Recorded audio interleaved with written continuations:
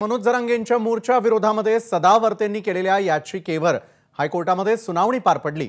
हजारो ट्रॅक्टर बैलगाड्या शहरामध्ये आल्या तर वाहतूक कोंडी होईल असा युक्तिवाद सदावर्तेंनी केलेला आहे। तर जरांगेंच्या आंदोलनाच्या पार्श्वभूमीवर राज्यातील कायदा सुव्यवस्थेवरून हायकोर्टाने राज्य सरकार पुढे सवाल उपस्थित केले। तर मनोज जरांगेंच्या मुंबईतील आंदोलनाबाबत योग्य ती कायदेशीर कारवाई करण्यात तयार असल्याची हमी राज्य सरकारतर्फे महाधिवक्ता यांनी दिली आहे। तर मराठा आंदोलनामुळे मुंबईमधील जनजीवन विस्कळीत होणार नाही ही जबाबदारी राज्य सरकारची असेल असा इशारा हायकोर्टाने दिलाय। तसंच हायकोर्टाकडून जरांगेंना नोटीसही बजावण्यात आलेली आहे। याच संदर्भामध्ये अधिक माहिती देत आहेत आमचे प्रतिनिधी अमेय राणे। जरांगेंच्या आंदोलनाची जबाबदारी आता सरकारची असेल। अमेय, काय नेमकं म्हटलं गेलेलं आहे?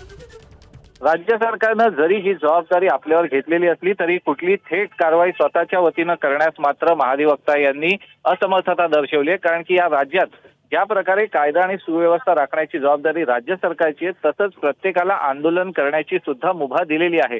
मनोज जरांगे किंवा त्यांच्या वतीने कुठल्याही प्रकारची परवानगी मागत प्रशासनाकडे किंवा मुंबई पोलिसांकडे अधिकृत पत्र दाखल झालेलं नाहीये। केवळ एक निनावी पत्र म्हणजे त्या पत्रावर सही शिक्का नाहीये असं एक पत्र आझाद मैदानात मराठा आंदोलनाची परवानगी मागत एक दाखल झालेलं आहे। परंतु ते जरांगे किंवा त्यांच्या लोकांकडूनच आलेलं आहे की नाही याची माहिती नाहीये।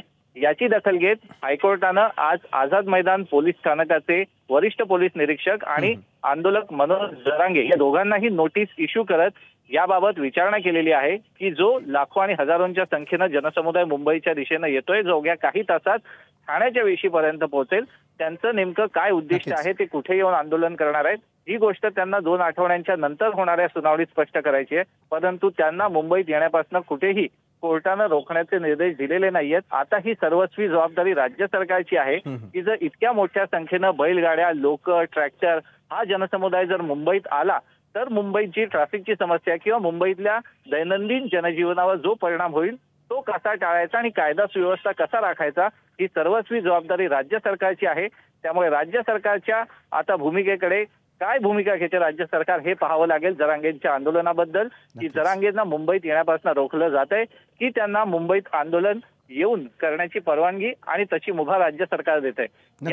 या 2 आठवड्यांच्या दरम्यान जर एखादी मोठी घटना घडली तर सदावर्ते यांना पुन्हा हायकोर्टात दाद मागण्याची मुभा ठेवण्यात आली आहे। बरोबर आहे अमेय, या मनोज जरांगेंच्या आंदोलनासंदर्भातल्या घडामोडींवरती देखील आपली नजर अशाच प्रकारे असेल। तुर्तास दिलेल्या माहितीसाठी धन्यवाद। एबीपी माझा, उघडा डोळे बघा नीट।